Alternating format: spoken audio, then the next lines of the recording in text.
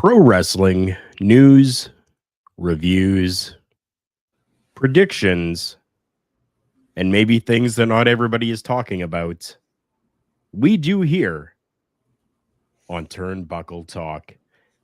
I am Carl Carafel. I'm joined alongside OMD and Mr. Chris Best for this edition, where we are going to be breaking down the Survivor Series, WarGames, and giving our predictions. Gentlemen, it is so good to be here with you. It's not every Monday and Tuesday that I can be on my shows anymore because of work obligations, but I'm happy to be here for this one, number 399. A programming note.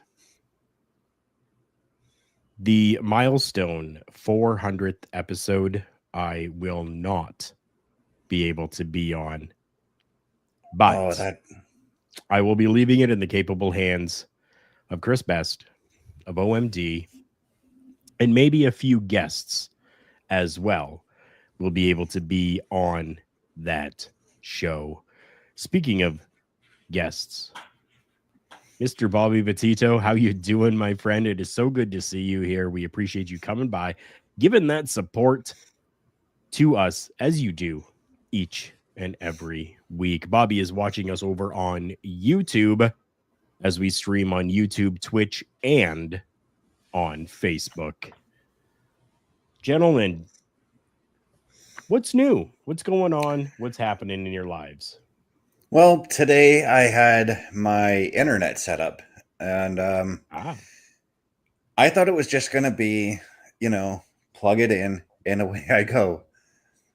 But that's never the case when you set up new internet or anything like that. So this modem I got, I switched over to Virgin, which right now it's working phenomenally. I like what they're giving me as far as my speed goes. And instead of my modem being like 10 feet across the room, it is now 2 feet away from me. Nice. But so the guy came in, set it up. The guy was great. The tech who came in and did it was just awesome. We at first couldn't set it up at the original time he came in. He came here at 11:30 this morning, and we couldn't get it going because my landlord wasn't home. Oh, geez. And my landlord, always of living in an apartment building, right? Yeah. My landlord, of course, has the key to get into the IT room downstairs. So I'm like, okay. I call the main office to find out where this landlord is. And they're like, oh, she's at her other job. She works as a crossing guard at one of the schools around here. Gotcha. And okay, I'm like, okay, well, when will she be back? They were like 12:30, she'll be back. And they're like, but you do know that there is a key downstairs that you can access for technicians, for EMS technicians, anybody who needs to get into the building under certain circumstances. And I'm like, I didn't even know that key was for technicians as well. I thought it was just for EMS or police services or fire services or something like that. Right. And she's like, no, it's for technicians too, if they need to come in and get the bill, if they need to come in and fix something. Oh. So I'm like, oh, okay. Well, I'll let my tech know. So my tech comes back. He's like, I got the information about the landlord. The landlord is home right now. And I'm like, but did you know about this key that we have? And he's like, I did, but I didn't have the key to get that key. Geez. But long story short, he got me set up. I got the modem hooked up, and then I got all the proper lights except for one. And that was I saw an amber light on what is the OK button on this thing. And this thing actually has a black strip on it that tells you when there's something wrong. Like it'll give you a digital message that something's up. Okay, yeah. And so it said, please activate. So, and it gave me a website to go to activate. And I'm like, I don't have internet right now. How can I get to a website to activate this? Right. So called Virgin to get it done. And they were like, okay, they walked me through it. And they're like, okay, what are the lights telling you? I'm like, I got a white light on the far side and an orange light on the OK button. He's like, okay, that's a problem if there's an orange light on that OK button. And he's like, we're going to do a factory reset. Did a factory reset, got everything going. Perfect. Yeah. Nice. But would you now, sometimes even on this can be a detriment, but it Mhm. can be a very good thing for us. Yeah. Well, But now I've got to set all of my devices up to this, and of course, I'm still sick, and I'm also working with the same injured knee I got back in April. The injury is back. So no, thank God I go in January to get that looked at. Yeah. Yeah. OMD, you got anything quickly? Quickly, I will be, in all likelihood, debuting the new full setup studio Monday for the Raw Patrol.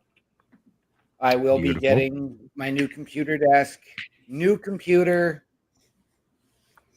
dual monitor setup, everything.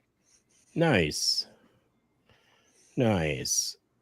I will be Nothing wrong with that. I will be picking all the stuff up at Staples on Thursday. Perfect. And you see, everybody, that's just kind of something that we do here. We do our best to always try to bring the best that we can and do our upgrades when we're able to as well. Yeah. I've got one upgrade I'm doing on Friday, and that's I'm picking up a Fire Stick so I can use my TV service on my TV. There you go. And be able to still continue with the Raw Patrol and the security detail. There you go. Bobby's looking forward to celebrating Thanksgiving in the United States with his family on Thursday. That is when their Thanksgiving is. And happy Thanksgiving to all of our American friends. Yes. I know you've got to wait until payday, Best, but just remember that Black Friday sales are on now.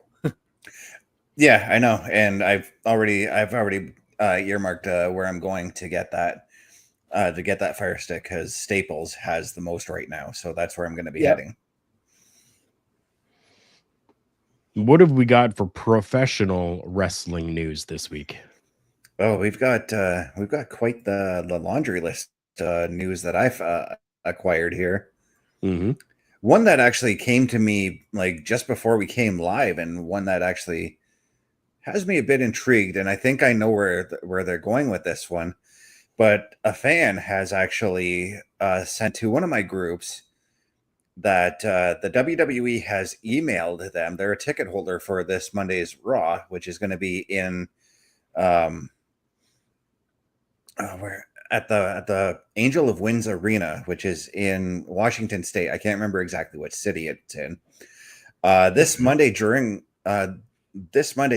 Raw, you will have the unique opportunity to participate in the WWE Light Show.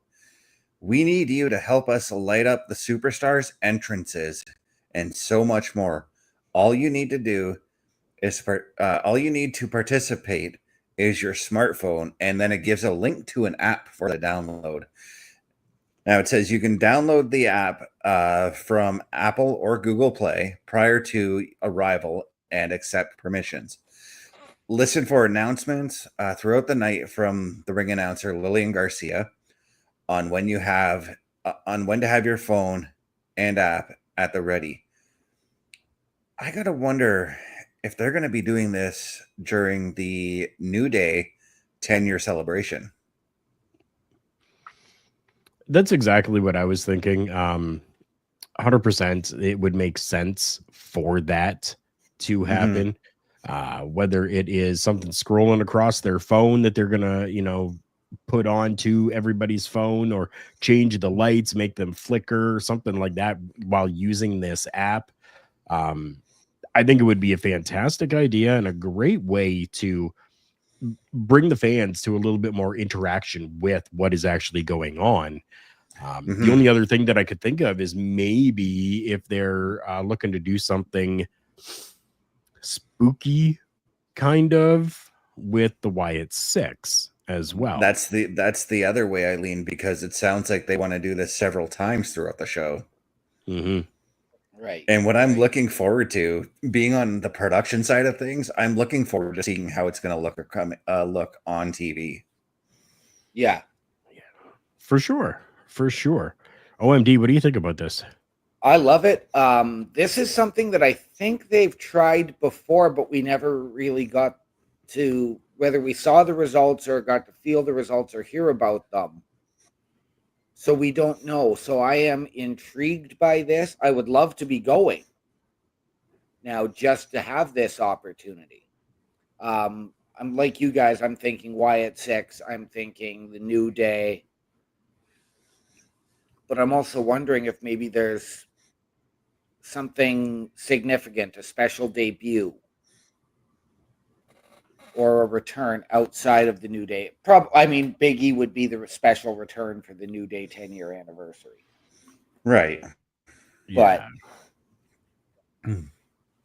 yeah, I had seen this earlier in the day and I was just like, yeah, but for them to email a ticket holder and let them know, I mean, great on them. Mm-hmm. I mean, I just wish that this could work. I mean, I know it can't, but it could work at home for us. Yeah, I tried to look it up on Google Play. Right now, it's not there, but right. I'll take a gander later and see if I can find it. But I mean, right now it's all just like speculation, right? Like, I mean, just my mind running and thinking, like, it could be Charlotte Flair. She does have a flashy entrance, right? Right? And you have just all these different phones that are up, some of them gold, some of them silver, some of them flashing, you know. It could be even something like that to make it look more grandiose. You know who else I thought of as well? And I know she's on SmackDown, but it's possible maybe she's on Raw next Monday. But Naomi. I think Glow. Yeah, for her the way she dances to the ring. It's all lights and spectacle for her, you know? Yeah. Interesting. And given the state of the women's tag titles right now, I mean, one of the rumors I'm hearing is that she's possibly going to be stepping into Jade's place. Intriguing. That's a whole other story on its own, too. Yeah. Oh, goodness. Yeah, I'm excited for this, actually. This gives me something to look forward to, an anticipation as to what the WWE could be doing, and if this is a test run for something that is going to be an ongoing thing within the WWE at live events. Who knows right now? But it's intriguing to me, at least. Yeah. At first, I didn't realize it was smartphones. At first, I had a little bit of concerns. I thought it was going to be bracelets or something handed out. And then I thought back to a Philadelphia Flyers game where the fans were handed these orange bracelets to honor the owner who had recently passed away before that game. Yep. And then the Flyers just flat out sucked during that game and lost big time. And the fans took those bracelets and threw them on the ice because of how frustrated they were. And I'm like, oh God, I hope they don't do something like that. Then I'm like, well, wait a minute. Nobody's going to throw their smartphone at Roman Reigns or something like that. Could you imagine?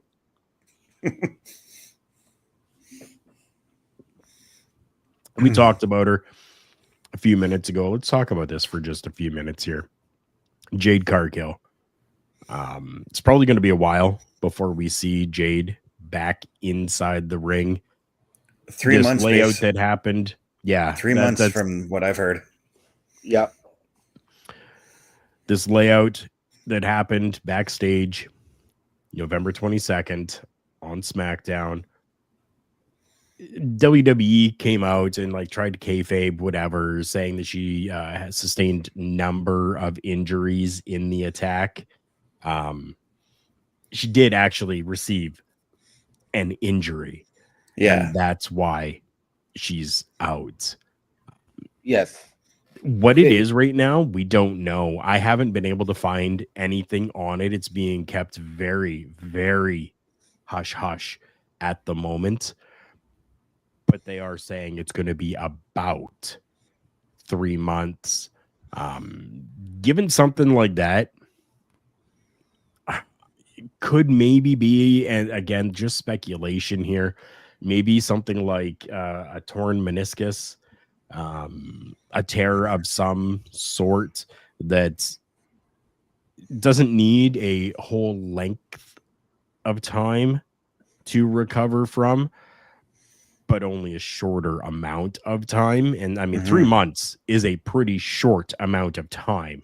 Yeah. So, I had heard at least February at the earliest, and that they had done that to write her off for her original injury that was sustained. But again, as you said, nothing given. And of course, now you're going to get the storyline of who did it, and we'll get into that a little bit later on when we get to our Showstopper segment. Yeah. I already know who's replacing her at WarGames and on SmackDown, but I'm not spoiling anything because I want to forget it because I accidentally spoiled myself doing it. Right. But no, this is a shame. I mean, I was kind of looking forward to seeing how Jade would react in WarGames. I was looking forward to seeing her in that environment, and I was looking forward to seeing her and what they were going to do with her at WrestleMania. Now, if she's coming back in February, that puts her WrestleMania match in jeopardy still, because at this point they've already got WrestleMania set in stone for what they're going to do. Right. So I'm a little, and even with that, I mean, there really isn't a lot of time to build anything for her moving forward come February for WrestleMania itself. It would be very hard to build something and get the people behind it. So you know what I would do then if she were to come back in February? Hold her off until the Raw after WrestleMania and have her return then. And maybe then that's how we find out who attacked her. Because you can build this story for months. They did it with Austin. Austin's angle was a whole year. True. Yeah. And right now it's only speculations that it's 3 months. They did it with Michaels and Hunter, even though that was just a couple of weeks, but still. True. Yep. Yeah. I'm intrigued. I'm intrigued to see how they're going to do this. The only suspect we do have for who attacked her is Piper Niven, because she was seen there as we were panning over to Jade Cargill on top of that car. You know what though, and I got to see the actual footage last night because I didn't see. I only saw the sleeve on Friday on SmackDown, but I don't think the person that was running over was actually Piper. She was not as big as Piper was, and I saw more of the jacket, so I don't believe it was Piper. But the blonde curls gave it away. Yeah. And yes, Bobby, I hope Jade gets better, and she's a beast. So even that February, and it's still a bit of a stretch. Wouldn't surprise me if we saw her return at the Rumble. Yeah, true. And here's the thing too: if it is just a torn meniscus, I think it was Booker T who did that. He wrestled with a torn hamstring in the Royal Rumble, and all he did was come in, and he got dumped out like 30 seconds later. Yeah. Which actually, in retrospect, that would not look good on Jade if they did that to her. No, I think if you're Jade and you're going to do that, you come back in and you focus on the names you've been hearing have taken you out. Be it Bianca, be it Naomi, whoever it may be, Nia, as opposed to this. I mean, for all we know, we might even get the answer on Friday on who did it. Right. I think we get the answer on Saturday. You think so? I do.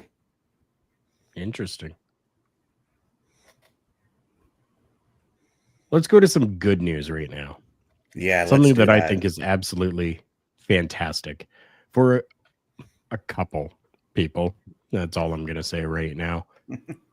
Several people were honored, I guess, at the IAAPA, the International Association of Amusement Parks and Attractions.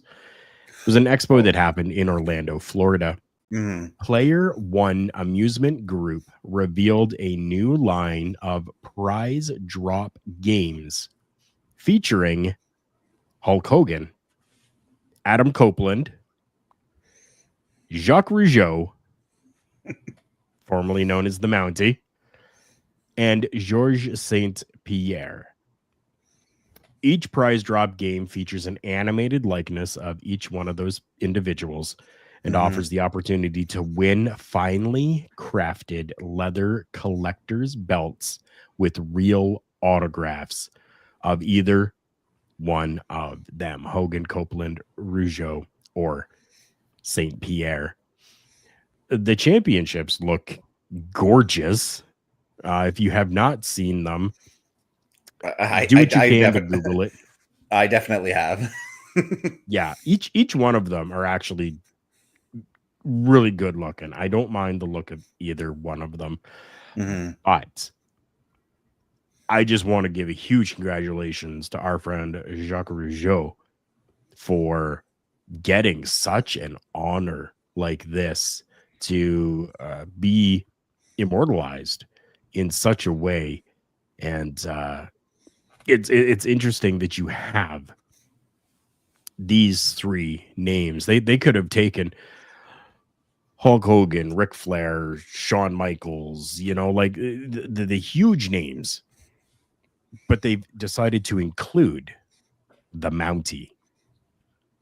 Like, how cool is that? Like, right? Based on our personal experiences with the Mountie, because Carl and I have met him, we've talked to him, we know him essentially. Just so cool that he got it, that he got that kind of recognition. But I need a little bit of education because I tried to look it up. What the heck is a prize drop game? Oh, I don't know how to explain it. Because when I tried to Google it, it gave me information that it's basically like Plinko, but not from like the arcade machines that I saw Jacques Rougeau posting. I didn't get that vibe. Right. Yeah, I'm not sure exactly what these ones are, but that's essentially like what it is. It's like a not necessarily like Plinko.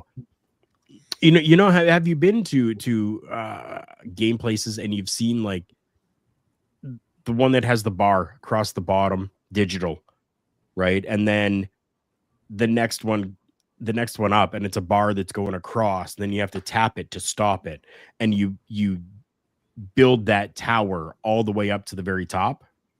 Okay. I'm pretty sure that's what this is. Okay. Pretty sure. I could be 100% wrong on that, but that's what it appears to be to me. If those machines make their way to the Galaxy Cinemas, you might see me there a lot. Oh, I don't blame you. I don't just to get something else as Jacques Rougeau's, because I got his autograph still. It's hanging up behind me. It's above D'Lo Brown. And just for those that are viewing this along with us, here is what they look like. The championships are there as well. The Georges St. Pierre one looks like one of the older UFC championship belts. The Hulk Hogan, the Edge or Adam Copeland ones both kind of have that like points to the bottom of them. And then the Jacques Rougeau one looks just a little bit different from that. But there you go. Visually, you can see that's what they look like. Something tells me if Jacques Rougeau comes back up here and does a tour with CWE again, he's going to bring that belt anyways. Oh, I'm sure I'm he sure. will, I'm sure he was awarded one. Yeah. Yeah. And I want to correct myself. The Jacques Rougeau one is the same as the other three. Yeah. Or the other two, I mean. I gotta say though, out of all of those ones, I kind of like Edge's and Jacques Rougeau's because there's a lot more color from what I saw on them. Right. But no, congratulations to Jacques, man. Like that dude deserves like every accolade he gets. If he ever gets into the Hall of Fame alongside Raymond or even by himself, he deserves it. He deserves it. Yeah. Yeah. Agree. 100%. OMD, do you have any news for us? I do, and this is great news for the fans of WWE, not so great for the wrestlers in the back, as they are now being frustrated with the lack of comped tickets for their families. Now, this came out yesterday, and the article reads, some WWE talent are reportedly expressing frustration over a new policy concerning comp tickets. As WWE continues to experience booming business with shows selling out at an impressive rate, the success has led to some internal tensions. According to Sean Ross Sapp of Fightful, the company's rising ticket prices have resulted in a significant reduction in the availability of internal comp tickets. Sources indicate that the limit on comp tickets has reached a new high in recent weeks. Many talent have voiced their displeasure over the lack of comp tickets, with some now being offered a pre-sale link for their families and friends to purchase tickets. While it remains unclear whether this policy applies universally, several talent have mentioned being affected by the change. One higher up in WWE explained that the shift was a consequence of the company's growing success, noting that WWE has been using fewer seat fillers as the demand for tickets has increased. Sapp also references a talent who shared their frustration with the new comp ticket policy, highlighting the absence of any formal written communication on the matter. Another talent revealed that while their comp tickets have been approved months in advance, they were unexpectedly asked to pay for them the week of the show. Okay. I get it. Me too. It's a company after all. Mm-hmm. Yeah. And if you have got 20 people that are on the show asking for 10 tickets each. Yeah. Right? Like that's a lot of tickets that are being given away. That's a lot of revenue that could be going to the company. Yeah. Right? 200 tickets. 200 tickets just given away. So I get it. Yeah.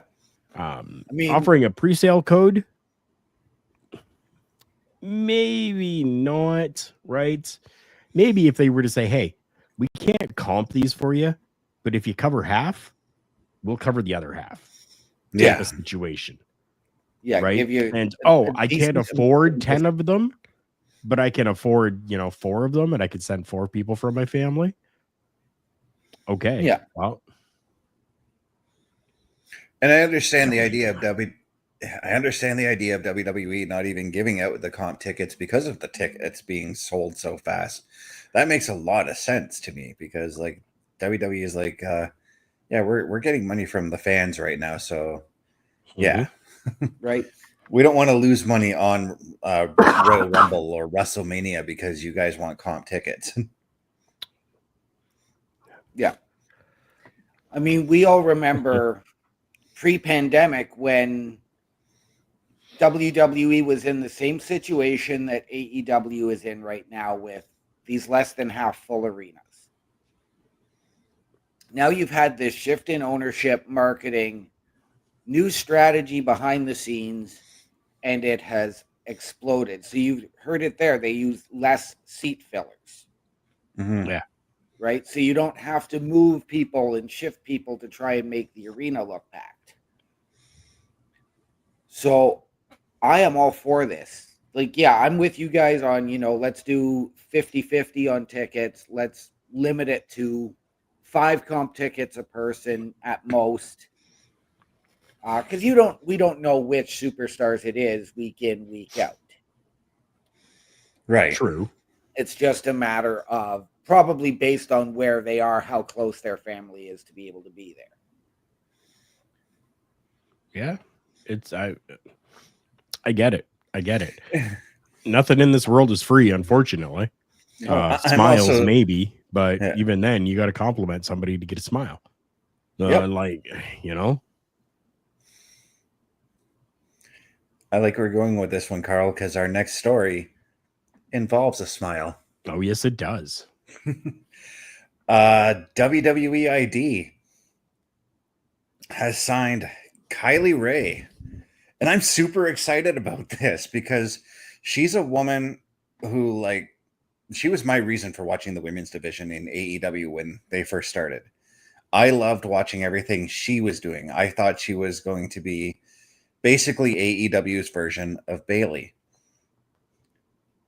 Then she just suddenly left, and because she was dealing with a lot of mental issues, and I'm like, well, I hope she can get through those because I understood her issues.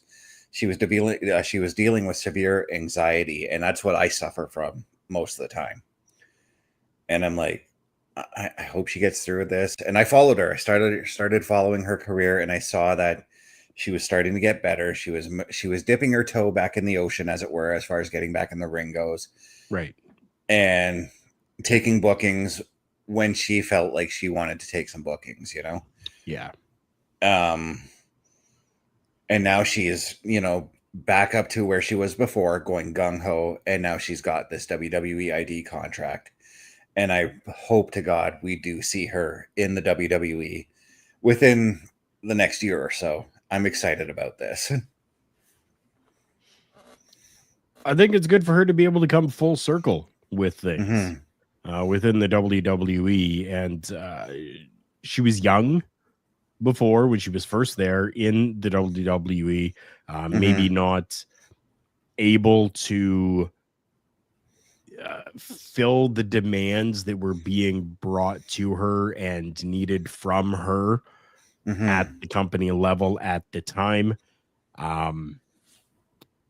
Now, after going out and being able to kind of reflect on things and figure out ways to cope with the feelings and the emotions and the mental struggles that she has, maybe now, hopefully, she will be able to take that as a older and wiser person and be able to take this to success within the WWE. Yes, I watched her brief runs in both TNA and AEW, and she really stood out. That you could tell, like, she came out there with that bubbly exterior, but she was hiding something. And for her to do what she did and say, okay, I'm stepping away, I'm retiring,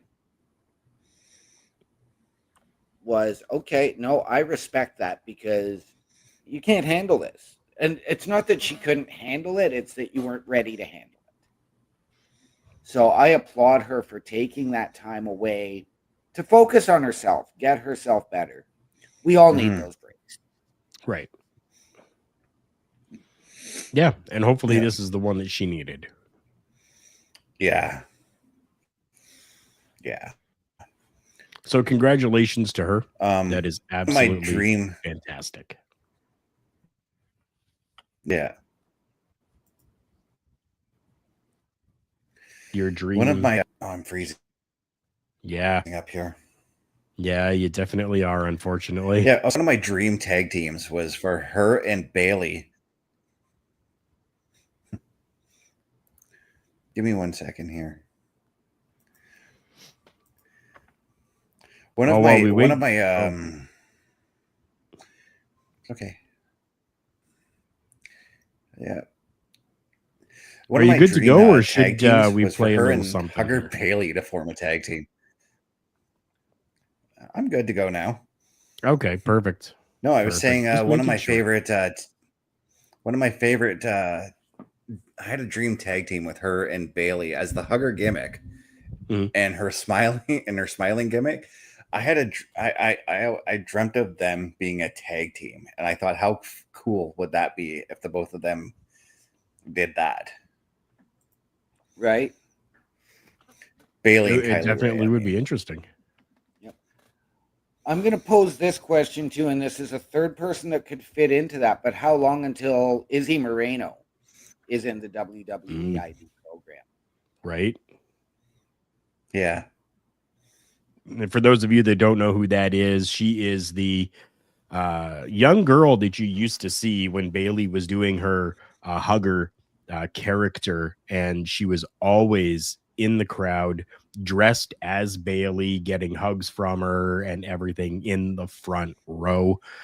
She has gone on to become a professional wrestler herself and has been gaining some notoriety and championships in her young career. So yeah, I figure it's only a matter of time, and I'm hoping it's not soon.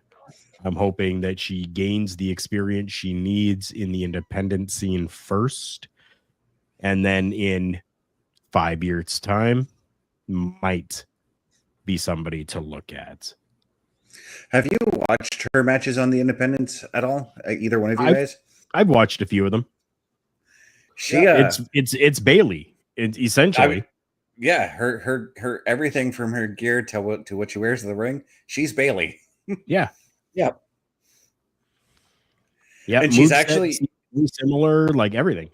And you can see her progression from her first match, because I've watched her first match up until her most recent match. There is progression there, so I'm hoping that she does make it. You know, me too. Mr. Bobby Batito, I agree with you 100, 1,000, 1 million, 1 trillion, infinity% with this. Dream Girl Ellie, I hope that she at some points gets WWE ID'd, and Hollywood, Haley J as well. Oh, yes. There's another one give me Hollywood all day, every day. There's another one, Carl, that you and I have had the pleasure of meeting. I'd love to see her get WWE ID, though I know she said she would never go, and that is one Jessie Belle Smothers. Yeah.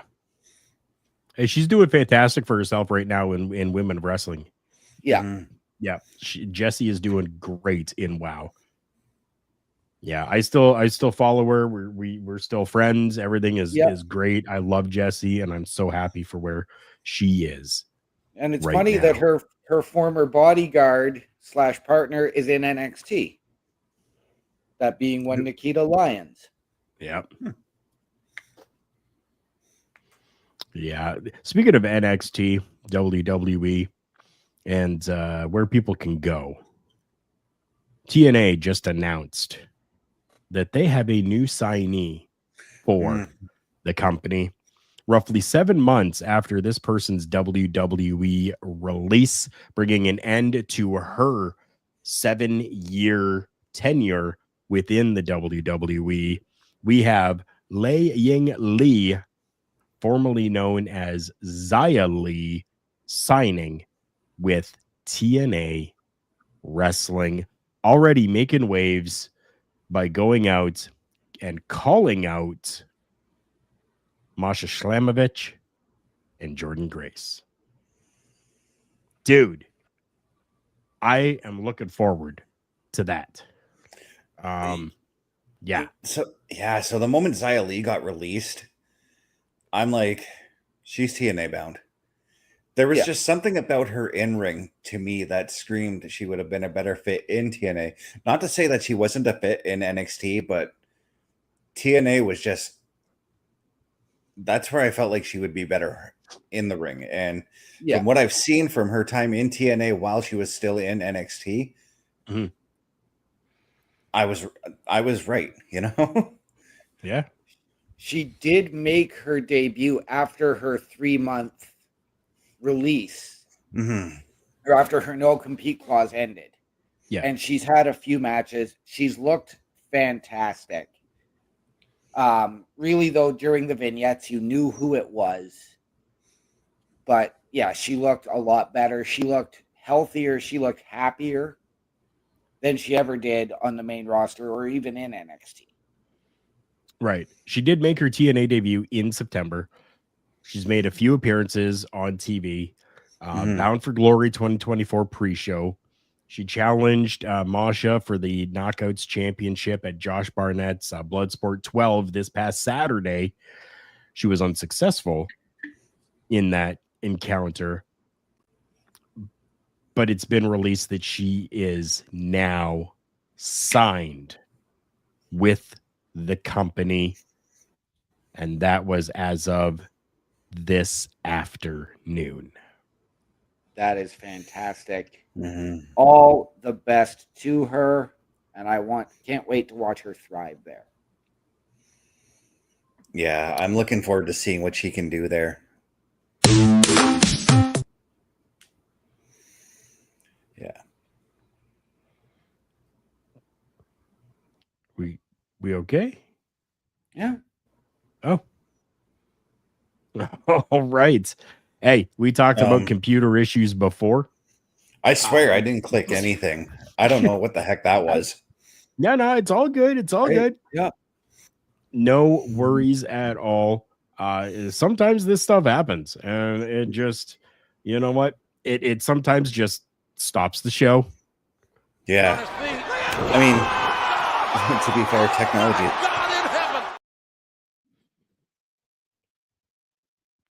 To be fair, technology is not working very well with us today. Yeah, it's being really weird to me. This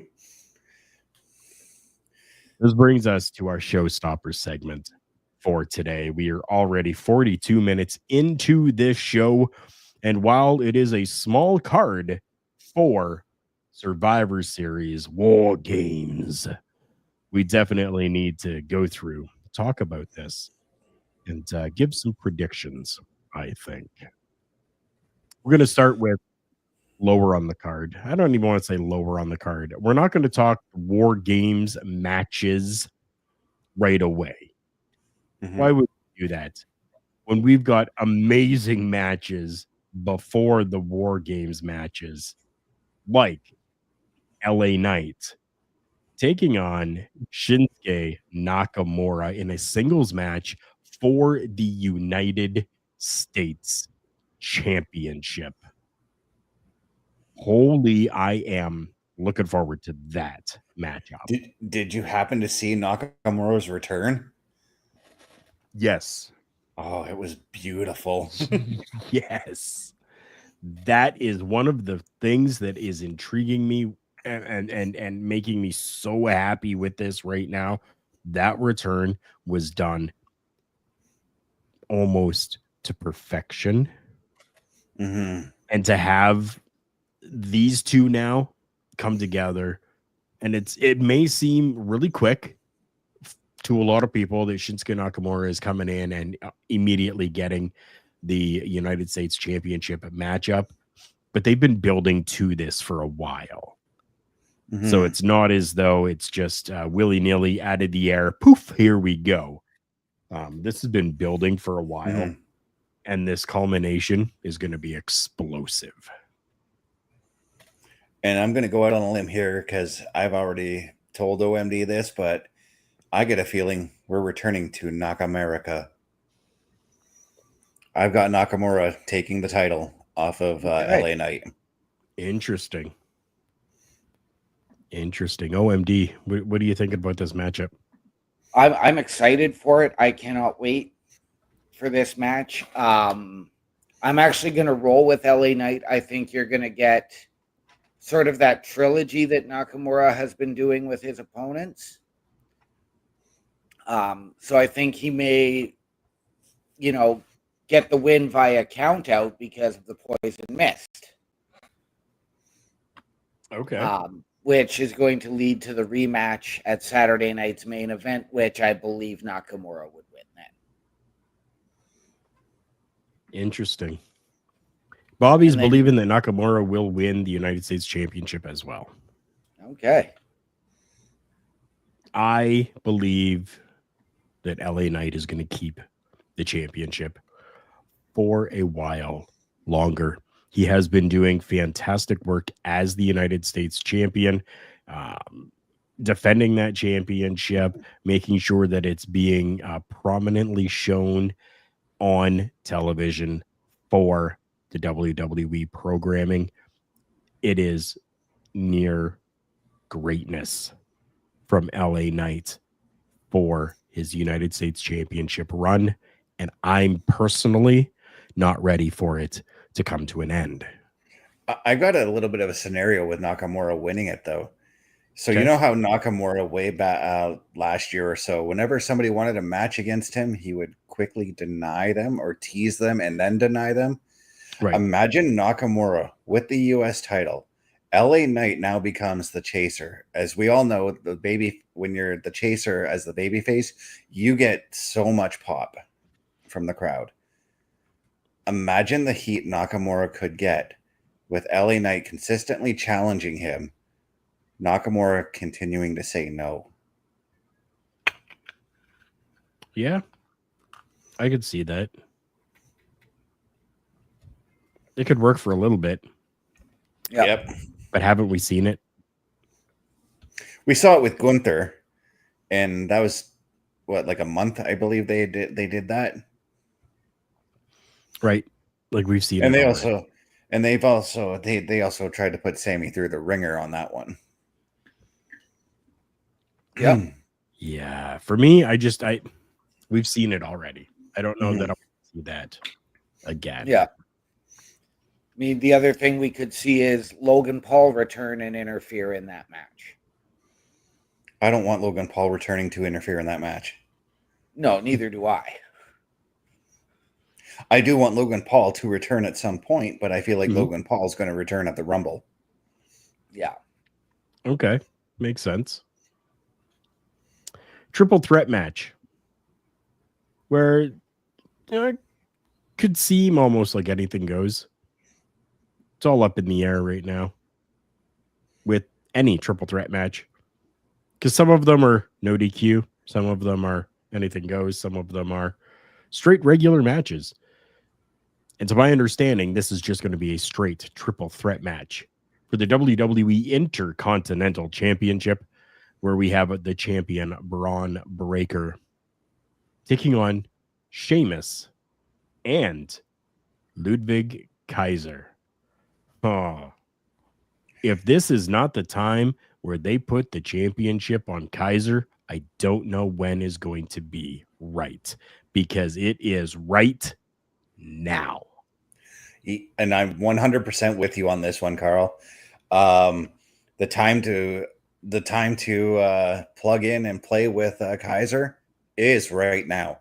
He is at his hottest as far as being a mid-card heel goes. Giving him that Intercontinental title is going to just boost him up further into that upper echelon to a potential main event spot.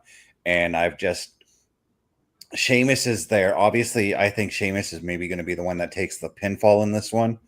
Right. Because you still want to protect Braun Breaker coming out of this.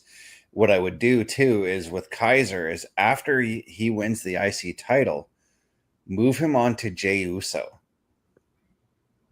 Because you need, for Kaiser, being the top heel with the Intercontinental title, you now need that baby face that could equal him. And I feel like Jey Uso could very well be that man. Right. Right. While I agree with you guys, and I would love to see Kaiser get the Intercontinental title, I've got Braun Breaker retaining. Oh. And because we've seen the Intercontinental title become a transitional title this year. I don't think Sami Zayn had it long enough from winning it at WrestleMania until SummerSlam. Okay. And then you had the short reign of Braun Breaker before he dropped it to Jey Uso, who held it for a month before dropping it back. I want the continuity. I want a 6 to 9 month reign I've got Braun Breaker retaining. I'm with you. I think Sheamus takes the pin, but I think Braun retains. Okay. And just so you know, Carl, every triple threat match is no DQ. Right, but sometimes somebody will come down and interfere, and then they call the match. Yeah, and I've always thought that was stupid. Right? That's why I said there's, lots of hoo-ha around triple threat matches. I said Ludwig Kaiser because this next matchup, I think, is going to go in a way that people don't want to see. And I don't want to see it either happen this way.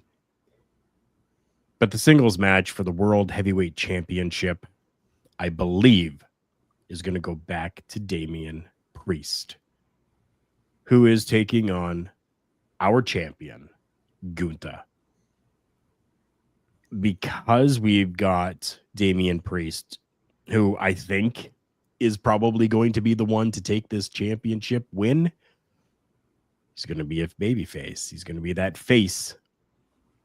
And then we've got a heel with the Intercontinental Championship. I want Gunther to retain, but I think story-wise, we're going to get Damian Priest with that win. I mean, the last few weeks we've seen Gunther or Damian get the upper hand over Gunther, and we've seen a little bit of a chink in the armor of Gunther. And I'm going all the way back to WrestleMania when he lost the Intercontinental title to Sami Zayn. Right. And it's something that Damian actually pointed out. He's like, every time you're a champion, you get a little too cocky, and I've got your number, essentially. Yeah. So I'm a little worried about it too, because I'm kind of enjoying Priest on the chase for the title right now. Right. So I'm gonna go out on a limb and say Gunther does retain. I don't know how he does it, because I still want to see Priest chase for the title, and maybe he's the one who wins the men's Royal Rumble to get the title shot or something like that. Okay. I am okay with either man winning the belt. I am a fan of both, but I'm going to agree with Best. I think Gunther retains. As we heard last night with Damian Priest saying, this is that chink in the armor. What if this is Gunther lulling Priest into a false sense of security? It's a possibility. What if this is Gunther's mind game? Definitely, we know that Priest doesn't have Judgment Day, but we do know that Ludwig Kaiser is there. So he will have his Imperium backup. Kaiser, I don't think, is going to be a factor, though, because he'll have the Intercontinental title to worry about. And Gunther had already told Kaiser, look, you worry about what you got to do. I got to worry about what I got to do. Yep. And fair point. But we don't know what if Gunther's been working with Giovanni Vinci in the background as well? Because it was only Kaiser that took him out. It wasn't Gunther. Gunther had nothing to do with that. Right. What if there's somebody else that Gunther has in mind to join Imperium? Alexander Wolf comes back. I don't know. There's lots of different ways that could go. Yeah. I want to leave what is the best for myself for last. So we're going to talk about the men's How did I know? The men's War Game match is going to see Roman Reigns, Jimmy and Jey Uso, Sami Zayn, and CM Punk, all with Paul Heyman, taking on the Bloodline. No new in there. Doesn't need to be a new Bloodline. They took over. They are the Bloodline. Solo, Jacob Fatu, Tama Tonga, Tongaloa, and Bronson Reed. Interesting name to be included in there. but 100% works. It feels as though to me that this was thrown together. It feels incomplete, if you understand what I'm saying. Yeah. Bringing Sami Zayn back, cool. I get it. He was part of the original Sami Uso and all of that storyline. But then to throw in CM Punk in there, and I get, the whole Paul Heyman aspect of it as well, but it just feels incomplete, and they needed to just finish what they started and present something to us. Mm-hmm. I believe Roman Reigns' team is going to take the win in this.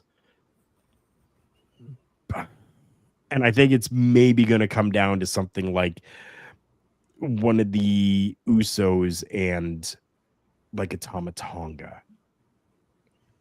That the main players, Solo and Roman Reigns, CM Punk is a main player. Bronson Reed is, kind of considered a main player right now. I think that they're going to save face for them and have it come down to like a Jimmy Uso and a Tama Tonga. Mm-hmm. Right. Where Bronson Reed, to me, makes a little more sense. The CM Punk thing felt forced. Okay. And I was trying to lean away from that idea, away from a CM Punk, away from a Brock Lesnar. I think it would have been cooler if you would have done it to the 5-on-4, and then during the match, they're getting beaten down. They need the help. They don't have the guy. All of a sudden, you're going to get that surprise, whether it is a CM Punk, a Brock Lesnar coming out, instead of doing it the way they did it. Now, I actually believe that the Bloodline is going to win this match. Okay. And I believe it's going to be a Bronson Reed getting the pin on a Jimmy Uso or a Jay. Okay. We got some similarities going on there, Chris. Yeah, I'm still not sure on who takes the pinfall or who gets the pinfall in my scenario. But I got to say, before I get into my prediction, how interesting is it that Punk left after doing a cage match and is coming back and doing a cage match? Yeah. I get what they were doing with the whole Paul Heyman, with Roman Reigns not being able to reach out to him. Because I was painting a scenario in my head as you guys were talking, and I'm like, to me now, it makes sense that Paul Heyman would have went to his list of Paul Heyman guys. Mm-hmm. Like he would have, it makes sense that he would have went to Brock Lesnar or CM Punk, considering they're the only two right now that are somewhat active. Right. So getting CM Punk makes sense to me now that I've kind of mulled that over in my head. It doesn't feel as forced as OMD had mentioned, to me at least. I'm going to go with... I think I'm going to go with Solo's Bloodline, though, because I feel like this is all going to build to Roman and Solo getting that one-on-one match against one another still. I don't know how it finishes, because I just know that this match is going to be a train wreck, and it's going to be an awesome train wreck. Yes. And we left, I said, the best for last. And, spoiler alert, that's why I left this one for last. But we are going to be having the Judgment Day, Liv Morgan and Raquel Rodriguez, alongside Nia Jax, Tiffany Stratton, and Candice LeRae in the women's WarGame match, taking on Rhea Ripley, Bianca Belair, Naomi, Io Sky, and Bailey in that matchup. Of course, I'm going with my girl, Liv Morgan, and her team is going to win. I think that Nia Jax is going to have a little bit of a domination. I think Nia Jax is probably going to take out 3 out of the 5. Naomi, Io Sky for sure. The third one, I can't really pick and say. But other than that, I don't really anticipate a whole lot more. Kind of surprises, I guess you could call it, from this matchup. Of course, we're going to be getting, a Liv Morgan, Rhea Ripley showdown where Raquel Rodriguez is going to come in between them. We're going to get, all of that stuff that we usually do get and see. But I think we're going to see Nia Jax with a little bit of domination throughout this matchup. Yes. I am with you, Carl. I think it is going to Team Liv, but I think we are getting a double turn in this match. Okay. And I think it will be revealed that Naomi is the attacker and she is going to turn. Okay. In this match to lead to that win. However, now you're going to get upset with me because I do believe that Tiffany is going to use the Money in the Bank after the match and cash in on Liv. Interesting. Okay. Huh.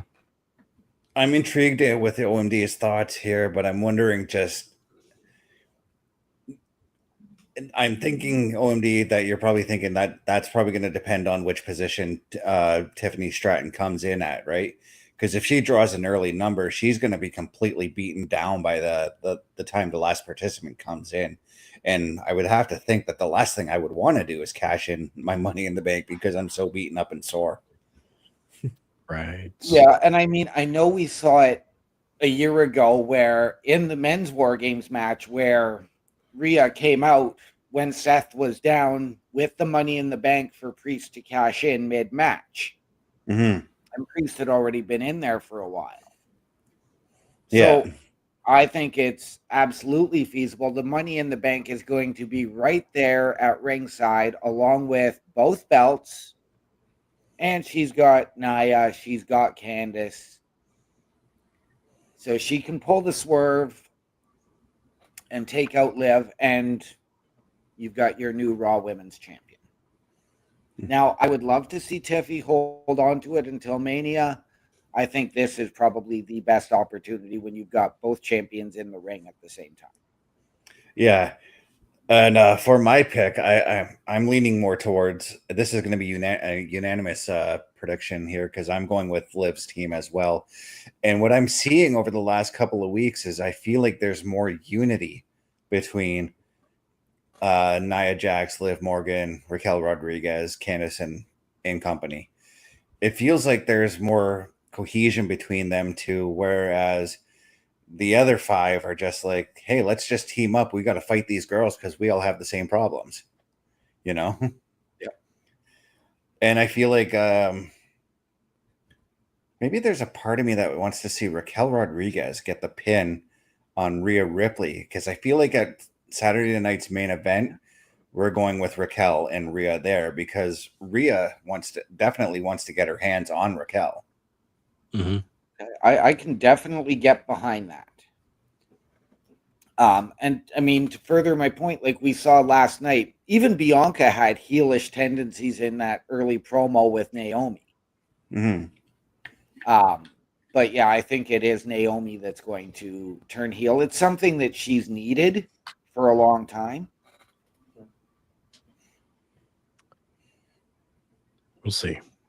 We'll have to see.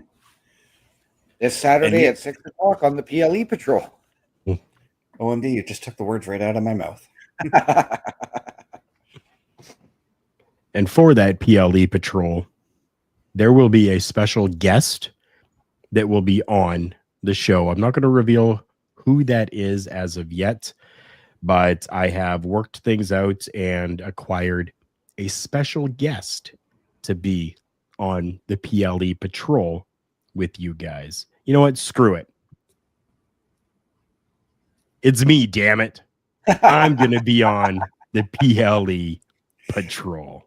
And this totally, this totally excites me because honestly, Carl, that first pay-per-view you and I watched together, which was Judgment Day in 2002, I loved watching that show with you because you and I just sharing our deep history over Hulk Hogan, and I think Hogan was defending the title against The Undertaker that night. I think so. Yeah. And we were just sitting there. You had your Hulkamania shirt. I had mine on, and we were just so excited about that. Oh, yeah. That was great. Yeah. I'm going to have to fix my setup a little bit here. I will not be able to watch it on the computer on the television. Mm-hmm. I will have to take one of my Fire Sticks and move it into the studio to be able to watch it. But I will have it available out here for me, and I will be on the PLE patrol. Nice. So we should have the whole band together for the show. I'm hoping we do. I'm hoping we do. Guys, this has been absolutely fantastic. Running through these predictions or giving our predictions and running through this card has been insane. This show has been a huge number of news items for us today.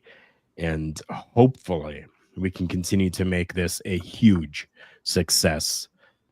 If you guys have not told your friends about this show, because clearly if you're watching and listening, you're enjoying this show. If you've made it this far, you're enjoying what you're seeing. So tell your friends as well. Have them come along, watch it afterwards, watch it live, however they can see it. Let them see it. We do put this show out into audio format onto Good Pods and Podbean. It does go to all the different podcatchers that are out there as well. So choose your favorites. But if you are going to choose one, we suggest Good Pods, where you can leave us a thumbs up and it helps us build our station within Good Pods. A couple weeks ago, we were sitting at number 2 out of 100 in the top weekly independent wrestling podcast shows on that platform. And we would love for you guys to hit that thumbs up to make us be number 1 across the entire board. You guys have link trees. Thankfully, we don't have to run through a whole ton of different places to go and check out you guys, because it's just simply right there. Scrolling down below is Chris Best's. Yeah, my link tree is lanktr.ee/Chris_best83, where you can look for this ugly mug. Next is tomorrow night, 8 p.m. Eastern, for the PlayStation Showcase, where we're going to be taking a look at the video game Like a Dragon, Ishin, a Japanese Yakuza game set in the 1800s. Nice. I can't OMG. wait. You can find me at my link tree, linktr.ee/OMD show. And tomorrow night, you can catch me right here on the PlayStation Showcase with Mr. Best. And then on Thursday, you can catch me on the Boar's Nest with Bubba Duke, as we will debut Stalker 2. Interesting. An easy way for you around the holiday season to show your support for Turnbuckle Studios and the Turnbuckle Affiliation Program is to check out our shop. It is carlcarafel.redbubble.com. KARLKARUFEL.redbubble.com, where you can make a purchase of different show merchandise. And we do receive a little bit of a kickback from every purchase that is made, which definitely goes back into everything that we do here with Turnbuckle Studios and the Turnbuckle Affiliation Program. So this holiday season, buy your friends, your family, or even yourself some merchandise from Turnbuckle Studios. And you can find my link tree by using the same link, but change that little bit at the end. After the slash, you're going to change it to my name, Carl Carafel, KARLKARUFEL. Once again, thank you, each and every one of you, for coming here, joining us, and being part of the show. We appreciate each and every one of you and are very thankful for all of your loyal support. Remember, everyone, the world's a scary place. Take care of each other.